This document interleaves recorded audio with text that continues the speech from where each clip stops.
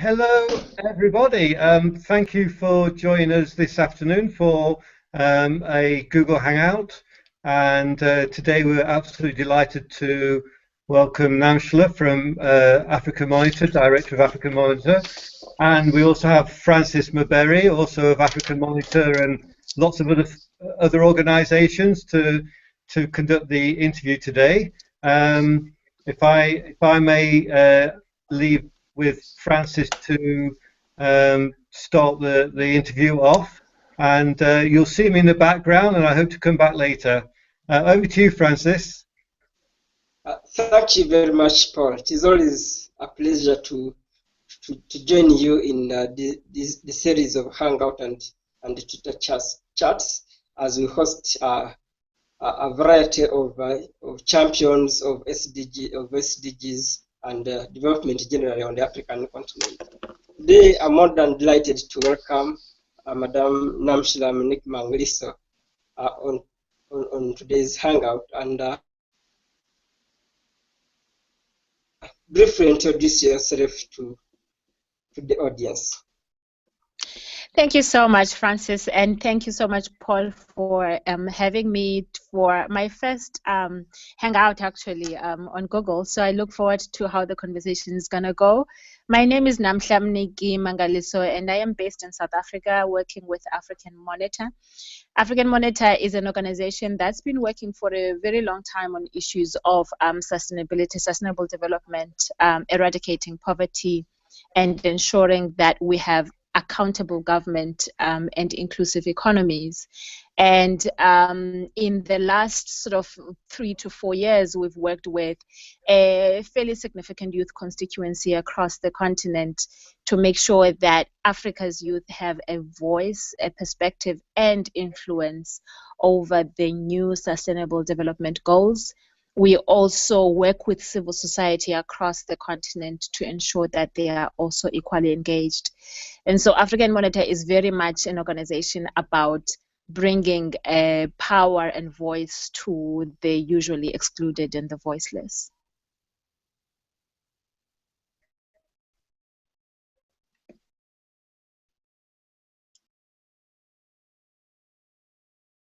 In line with the Sustainable Development Goals, or we call it Agenda 2030, young people are among the marginalized in terms of their voices and contribution to the national plans and development of their respective countries.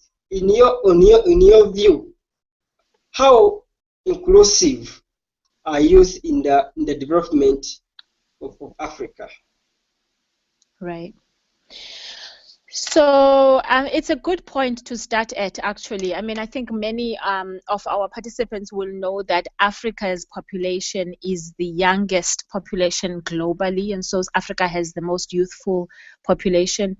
We average at about 70% of people, the population in Africa, under the ages of 35. It's estimated that within the next 5 to 10 years, those numbers are going to increase to between 75 and 80%.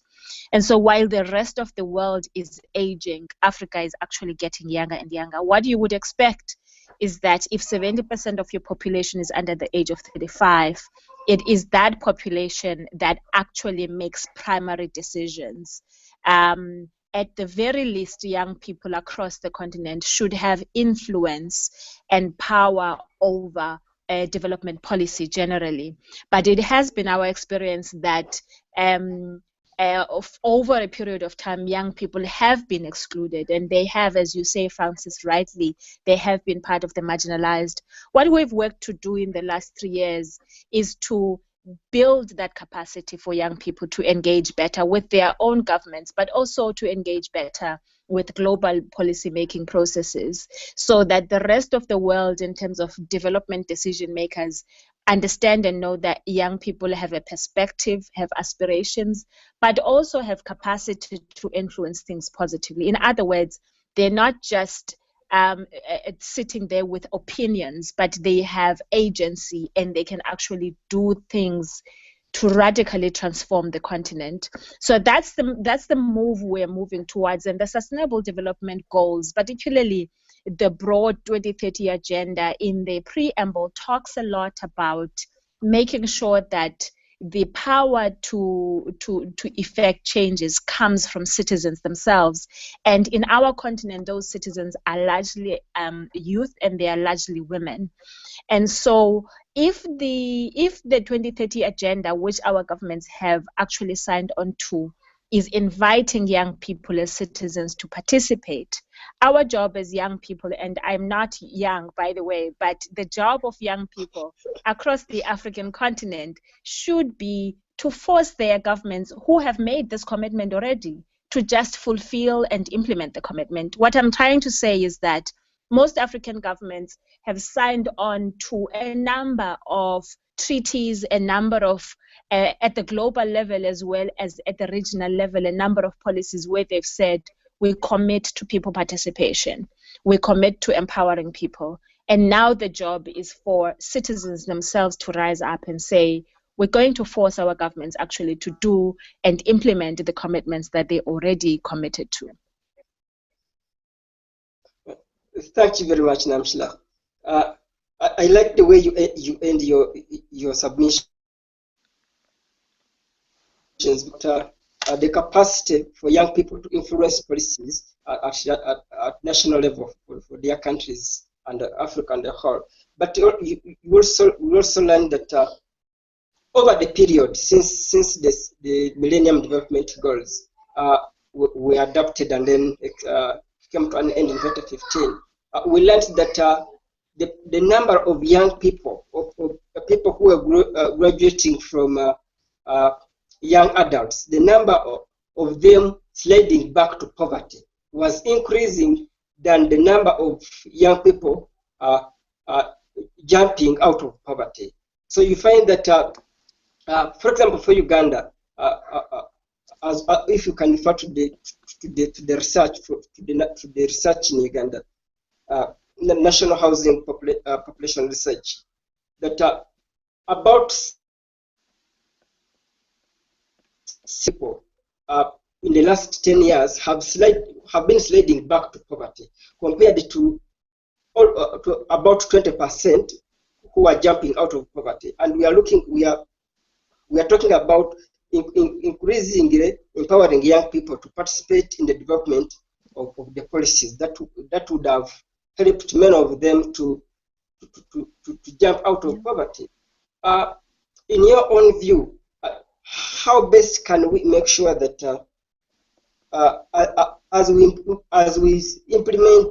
participate in the implementation of the Sustainable Development Goals, how best can young people be facilitated, or how best can the policies help young people not to slide back into poverty? Yeah. Well, you mentioned quite sobering statistics, Francis, but they are not surprising. They're not surprising.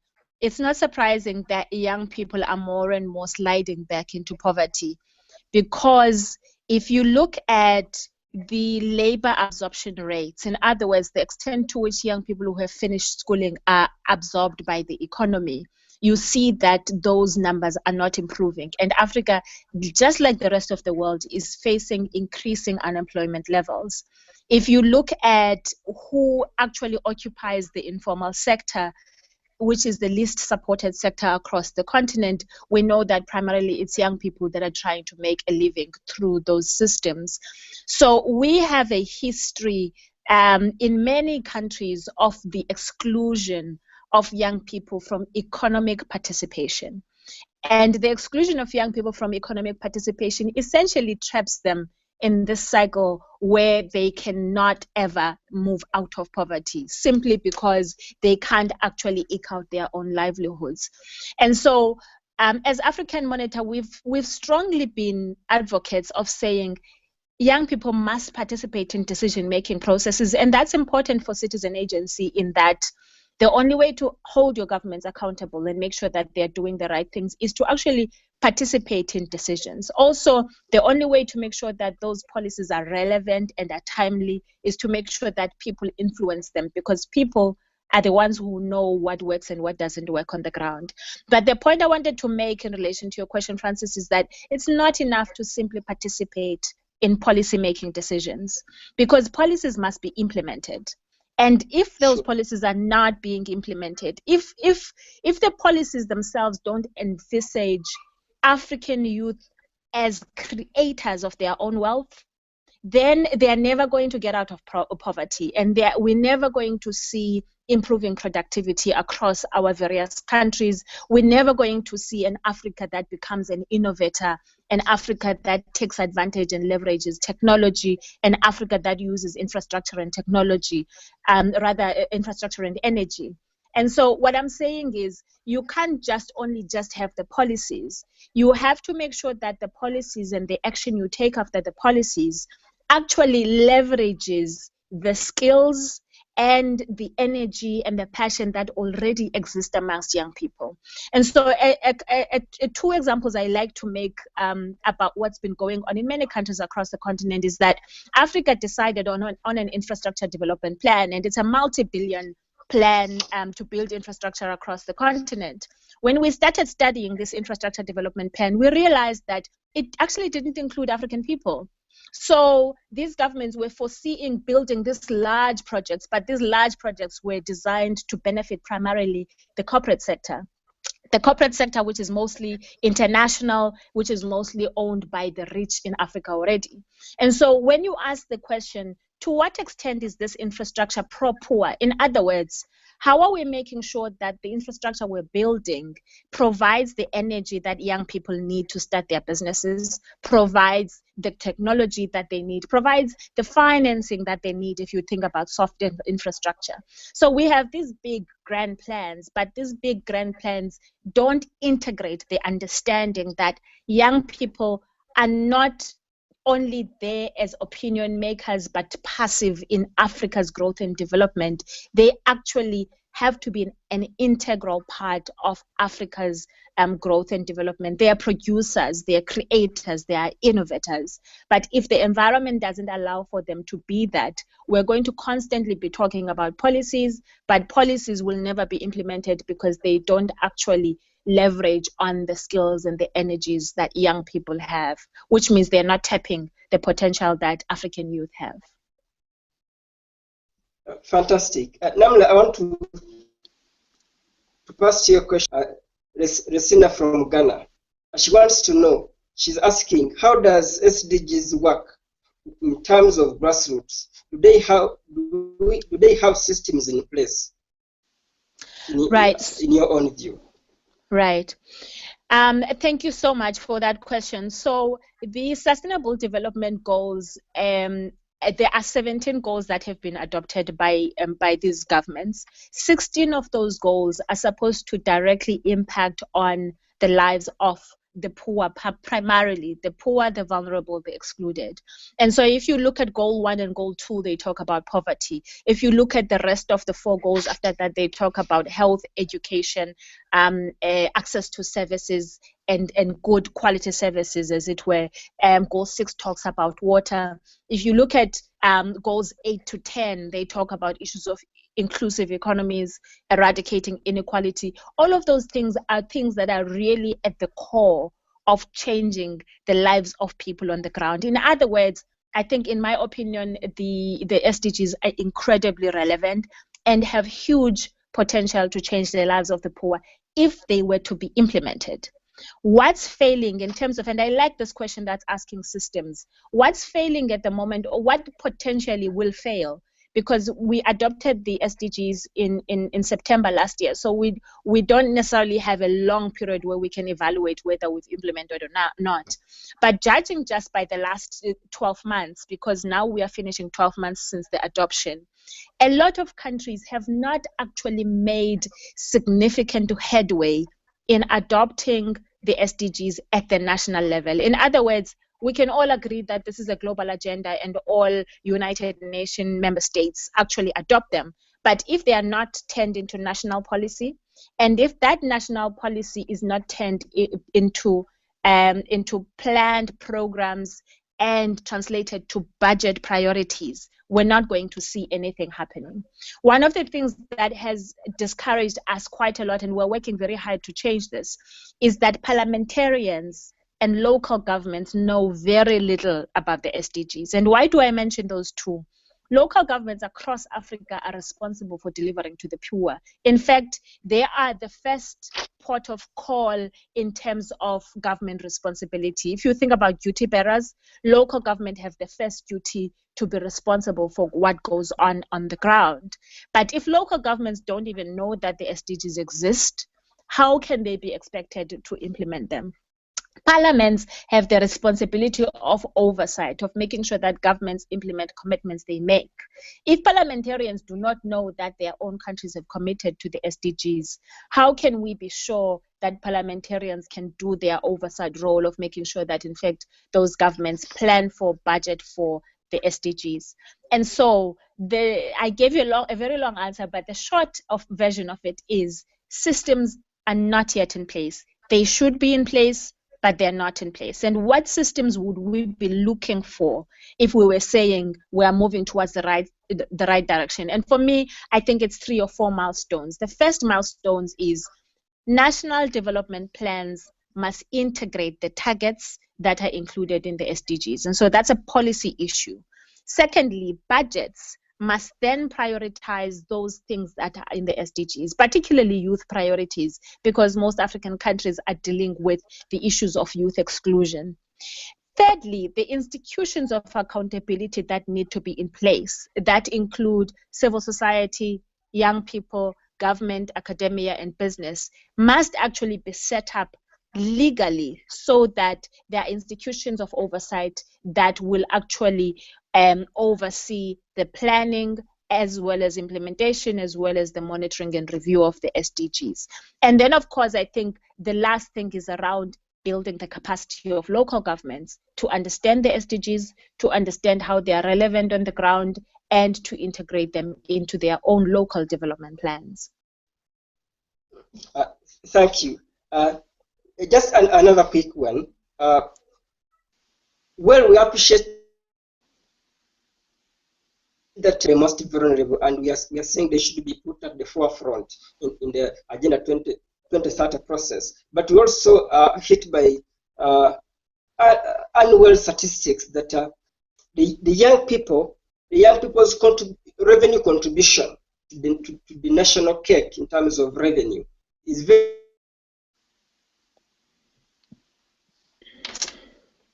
minimal. And it is, do you see that as a challenge some way, that young people are asking too much and providing too little? That's an interesting question, and the very quick answer is no, of course not. Listen, so countries have the responsibility to deliver to their citizens. Those who have more are supposed to give and contribute more to the national purse to make sure that distribution happens. Because in most of these countries, including my own country in South Africa, we know that those who have more have not actually accumulated that more ethically. And so we talk about corruption, we talk about a culture of impunity, we talk about all of these things that have existed in our systems that make it impossible for good, skilled people to have access to resources, and that make it possible for corrupt thieves to actually plunder our resources. And so the question around, if anyone were to say to me, but young people are not contributing to the economy, how are they supposed to contribute to the economy when all the resources are going to people who don't deserve the resources, but just happen to be friends with the president or with the minister or whoever else it is? In my own country, the tender system is a very good example of that, where government gives contracts to citizens, presumably, but those contracts are actually going to friends of ministers and friends of presidents and so on. The culture of corruption is eating us inside out, and the culture of corruption is making it impossible for talented, ambitious, aspirational young Africans who could be, by the way, contributing immensely to our own economies in terms of productivity, but who can't do that because the systems in place make it impossible for them to participate in the economy. And so, no, the first responsibility is for government to redistribute resources, but redistribute resources in a way that makes sure that people in the future have built capacity to actually participate better so that they can eventually be creators of wealth. Let me say, Francis, I know I've been giving long answers, but I have to say this. One of the mistakes that we've made in most African countries is to focus so much on delivering services. And so we focus on, can we build a school here? Can we make sure that primary health is available? Those things are all important, except those things don't fundamentally eradicate poverty in the long term. Because once you've healed someone and provided healthcare, and once you've educated them, then you have to create a system that makes it possible for them to participate and to create wealth and to produce and to be in the mainstream economy. And we've failed in that regard, which is why the SDGs are exciting, because they move beyond just social development to saying we need to transform our economies fundamentally. And we need to transform our governance systems, and we need to take care of the environmental degradation that we have been doing. And so they are very holistic in that sense. So it's time for young people to start claiming their legitimate right, which is that, in fact, governments should create an enabling environment for them to participate in economic activity. Thank you, Namhla. I end by saying young people should start to claim what rightly belongs to them, and also government should commit to providing services to its citizens. Rosina again from Ghana asks, then who is responsible to do the monitoring?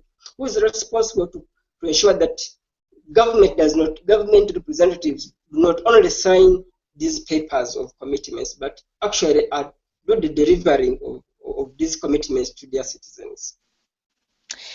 Well, Rosina, I hope I'm pronouncing your name well, Rosina from Ghana. Whose responsibility is it? It's yours. It's yours, it's mine, it's all of ours. And so citizen agency, democracy was founded on the understanding and the principle that citizens who live as communities elect those who they want to give the responsibility to govern. However, those who have the responsibility to govern account to citizens because, in essence, they are servants of citizens. But it is the responsibility of citizens to impress upon those who have been elected that, in fact, they need to account. And so we talk about the capacity to demand accountability. And someone a long time ago said, if politicians are not forced to be accountable, they will not account to anyone. And so it becomes our responsibility to make sure that there's constant demand from the ground up for presidents to account, what are you doing with the billions of money that you've got, for ministers to account, as well as for parliamentarians to account. However, having said that, one of the things that we have to be conscious of is that there are systems in many African countries that make it impossible for citizens to participate. And so we know of governments, for instance, who use the police and the army to silence people. We know that there are political forces that actually can be quite violent towards citizens. And we have to start coming together as African youth particularly and saying, how do we push back against this? How do we push back against this culture of impunity that makes our leaders think that they can force us into silence? And I've been very encouraged by many different events where I've seen young people just coming together, not organized by anyone, no political party, nothing, but they come together and they say, we are going to fight for this one thing. And they focus on that and they achieve that. And so the Fees Must Fall movement is a very good example here in South Africa. We've seen the emergence of things like that in Kenya, in Uganda, and Nigeria, where young people come together and they say, we are no longer going to tolerate this. And I think a way of dealing with or pushing, in fact, Zimbabwe, my flag, is another very good example as well. And the only way of pushing back against a corrupt government is to organize in numbers, because the legitimacy and the energy comes from how much people you've been able to organize. A third element I would mention is that we need to continue to build strong institutions and supporting those strong institutions. So, for instance, institutions of accountability like parliaments are important. The legal system is important, so the judiciary is important. In some countries, you've got public protectors. In some countries, you've got auditor generals. All of those institutions are important to make sure that accountability systems are in place. But the first responsibility belongs to the citizen. Fantastic. You also rightly mentioned the entry points for individuals as well as institutions to provide, to come in and demand for accountability. Now, in line with the Agenda 2063, because we learned that Africa as a continent, Africa's contribution to the attainment of Agenda 2030 is their commitment to Agenda 2063. Do you, for some of our audience members who might be somewhat confused, do you see a friction of these two frameworks in Africa where attention might be given, for example, to Agenda 2063 and maybe in the process goals, the SDG Agenda 2030 is given little coverage?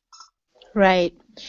So Agenda 2063 is Africa's 50-year vision, which came into force in 2013, and so we are already 2-3 years into the vision.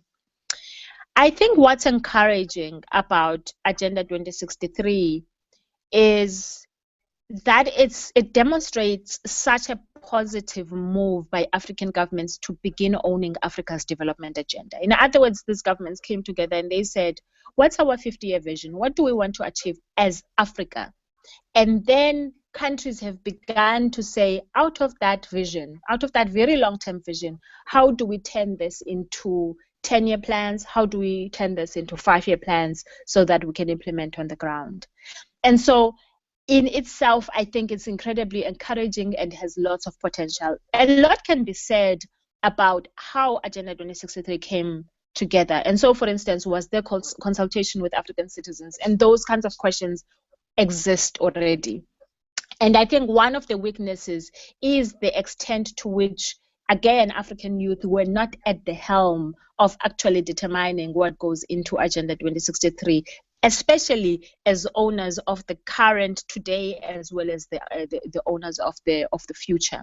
Now, coming closer to your question, when we were in the process of negotiating the 2030 agenda, the first draft of Agenda 2063, which was called the Common Africa Position, in fact informed Africa's position and Africa's proposals for the SDGs.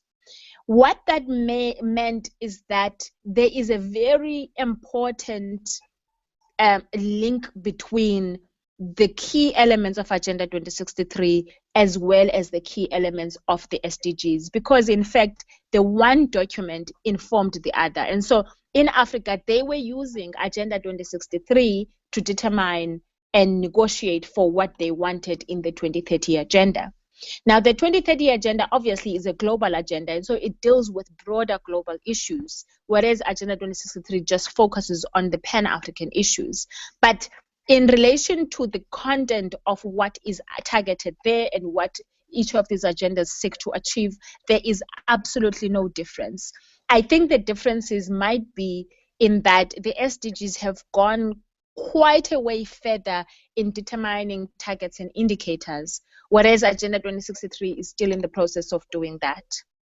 Where the confusion has happened, I think, is that then countries in the African Union had the responsibility of integrating the two. And so basically asking the question, how do we bring together Agenda 2063 and the SDGs so that when we go to the national level, we are presenting one agenda and we're making sure that this agenda is turned into national development plans.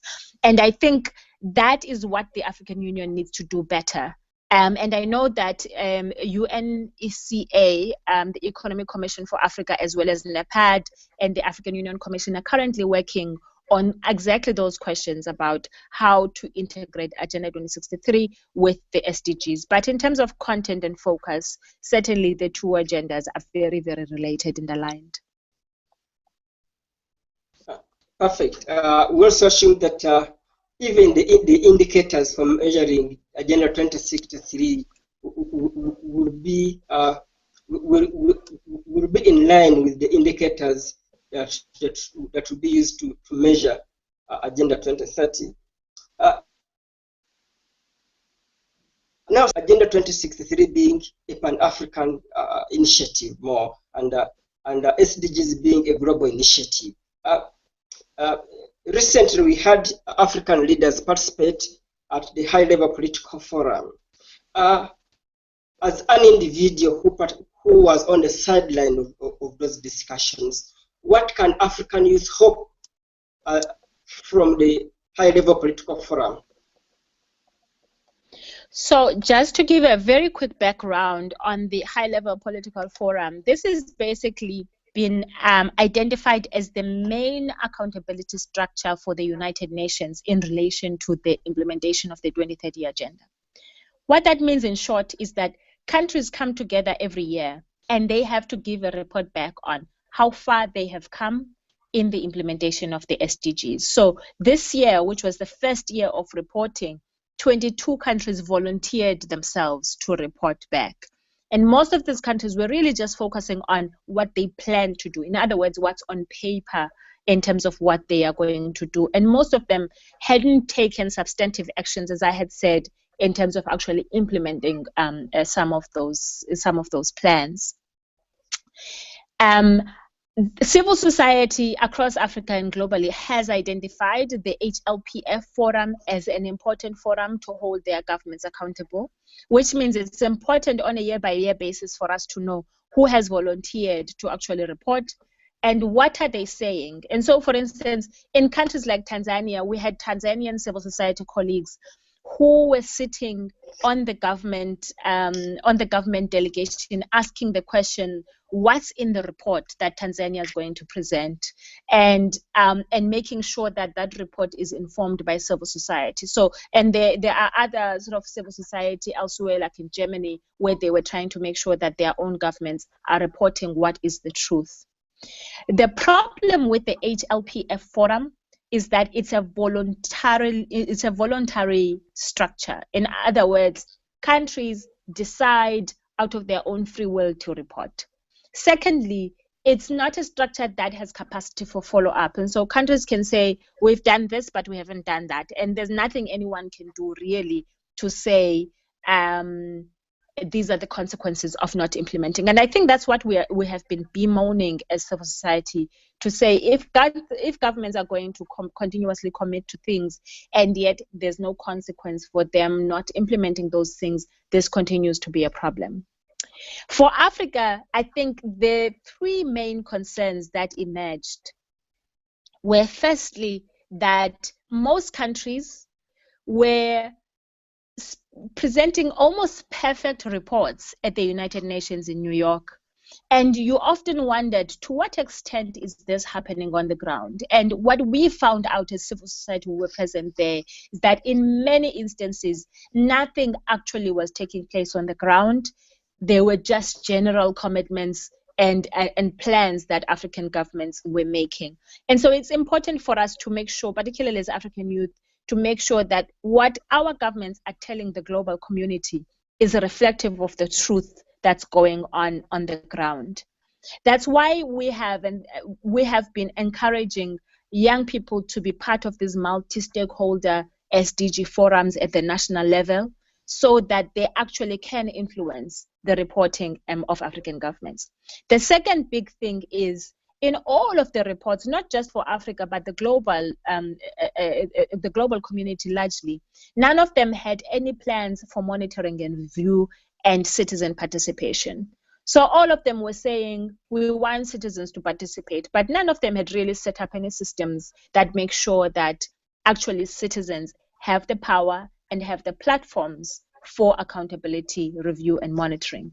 And we think that it's important to actually make sure that that happens. And then, of course, the third element is something I had mentioned before.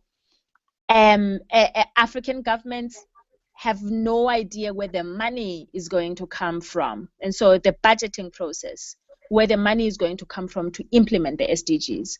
And so at the end, I facilitated a plenary session on DCF Development Cooperation.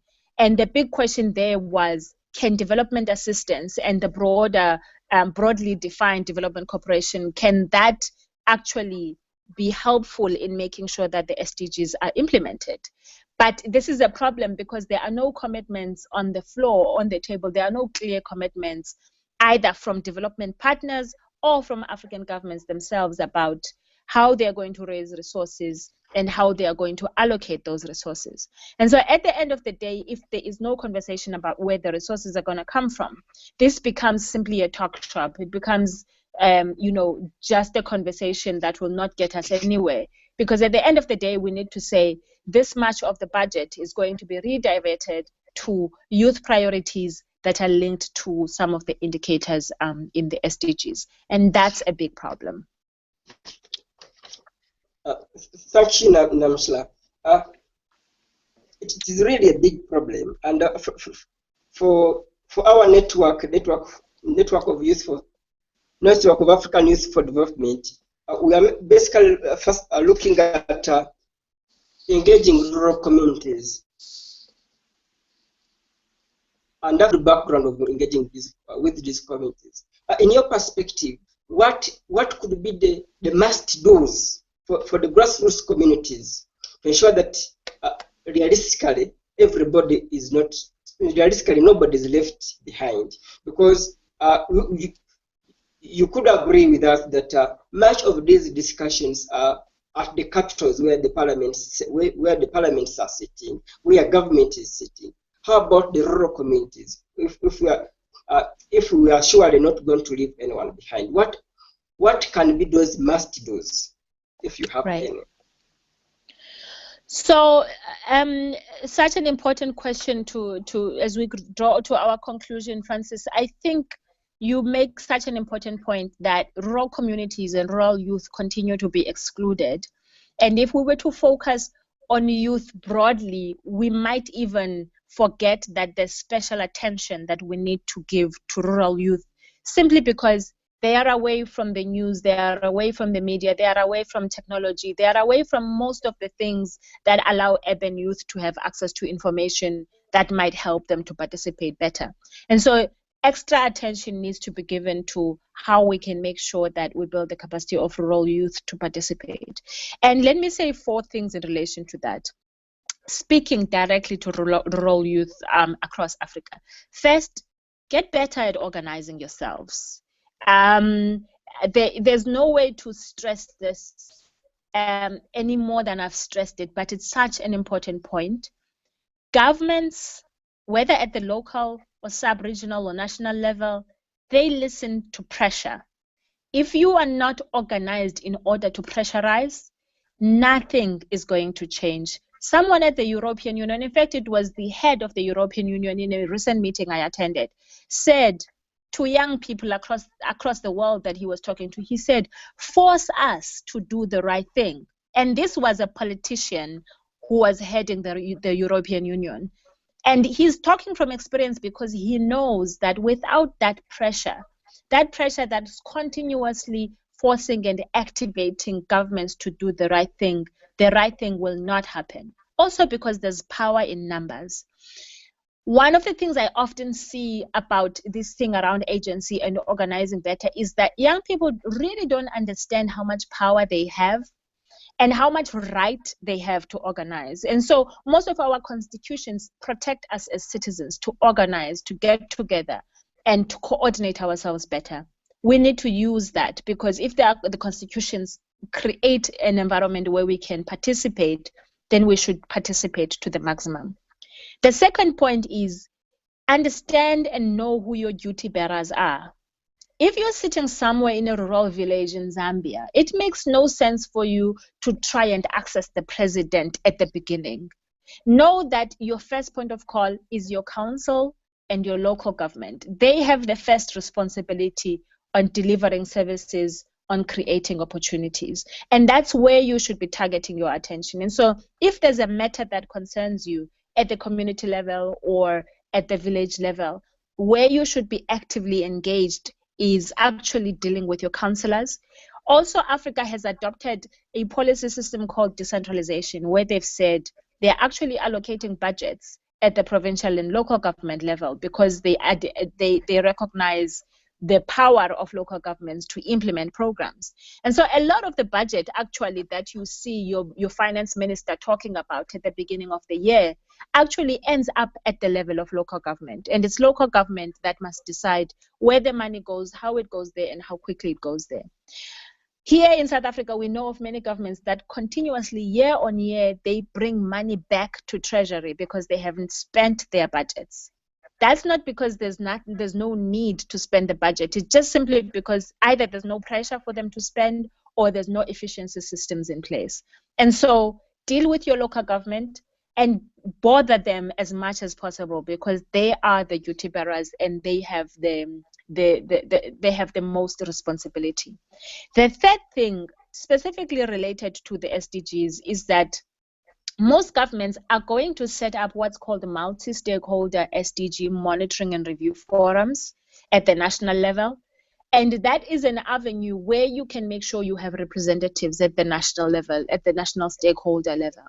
And so be informed, listen to the news, look out for that information around when are these multi-stakeholder forums going to be set up, participate in those meetings so that you can make sure that you have your own responsibilities, your own representatives in these official forums.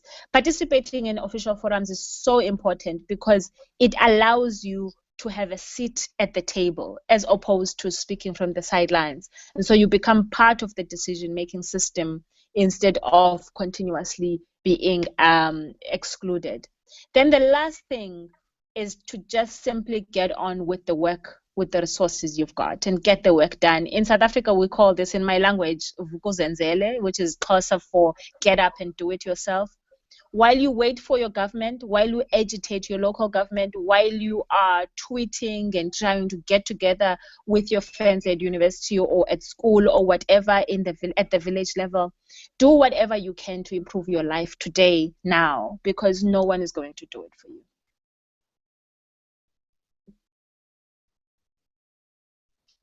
Fantastic, Namhla. It's been a joy hosting you to this hangout. And really, as you said, no one holds us a living. We own our living and should fight to have it. And also, you mentioned rightly that young people should organize themselves to put pressure on our leaders to deliver the commitments they made. Yeah. It's been a joy hosting you. Do you have any other general comment you'd like to leave for our audience? Well, maybe just to say thank you again to both you from African Monitor as well as Paul from AYD. I'm forgetting my last time, AYDF or D. It's AYDF for having me on the hangout. I think NAYD, Network of African NAYD, yes. I was trying to remember the long name and then I thought, you know what, I'm gonna bundle it up, so let me not say the full name. So just to say, you know, the power of conversation and dialogue is so important because we learn from each other. But also that's where we get the energy and the encouragement and the ideas of what we can do differently and do better. I talked initially I made the example of the Fees Must Fall movement in South Africa, which was so powerful at the end of last year, where students at universities were rejecting the notion that school fees must be increased, to the point that this year school fees across universities were not increased, and some students even got free registration and things like that. And that was young people. But the point I'm wanting to make is that not only did they organize, but they used technology to organize. And so that movement started with a Twitter a Twitter campaign, basically, and they use the hashtag Fees Must Fall. And no one could have imagined that it would start from one university, spread to 3 universities, and eventually it spread to all of the universities here in South Africa. And so the power of innovative thinking and the power of thinking around, out of the box to do and achieve what you want to achieve is so important. There's so much potential in this continent that it scares me sometimes when I look at what we could achieve given the resources, given the time. But we don't have the resources, we don't have the finances, we don't have the infrastructure. We still can use that energy to create the resources we need to create. And so we simply need to believe in our own capacity to change our own worlds, our own lives, our own societies, and take responsibility for the leadership that we put in place and we elect. And so to everyone online, we're going to keep fighting this good fight. We're going to die trying to make sure that this continent rises as it should. We're going to die trying to make sure that those leaders who do not belong in leadership positions because they are only there to eat for themselves, they must go, and continue to work with us in that mission. It's a sacred mission to protect our livelihoods, to protect our children, to protect our land, but we must protect it first from those of us who betray us by eating instead of working.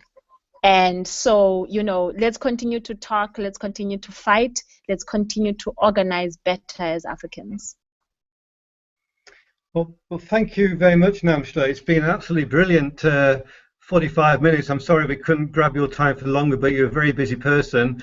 I'm going to be very sneaky here and ask if you will commit to a hangout in the future with us, maybe not in the far too distant future. Absolutely. I've really enjoyed this, and I would be happy to do so, Paul. Absolutely. Thank you. All our listeners will now know that you're committed to another hangout with us. That's brilliant. And thank you very much to Francis as well for conducting the interview. And thank you to everybody who listened and sent in the questions. It's very much appreciated. Absolutely. Thank you so much, Paul. Blessings. Bye.